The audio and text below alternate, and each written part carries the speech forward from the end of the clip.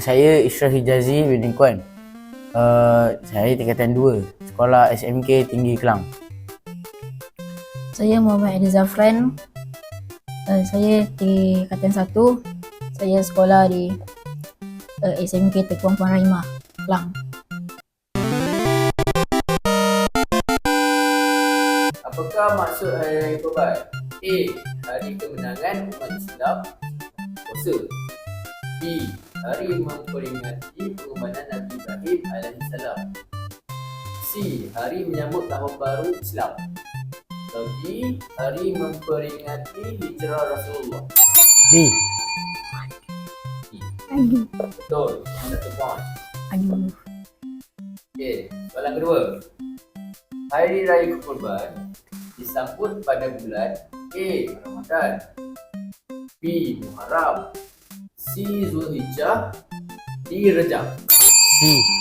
C. Sama. Soalan ketiga. Ibadah korban dilakukan dengan sebagai tanda A. Kesedihan, B. Kemarahan, C. Ketaatan kepada Allah, D. Persaingan sesama manusia. C. Ya? C.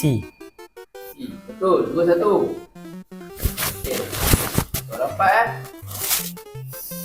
Nabi yang diperintahkan oleh Allah untuk menyembelih anaknya ialah A. Nabi Musa, B. Nabi Isa, C. Nabi Ibrahim, D. Nabi Nuh. C.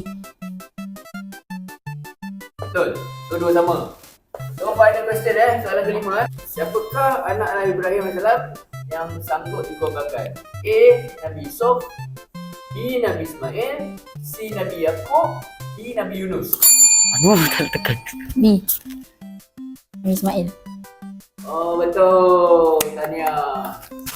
Tahniah adik. Terima kasih.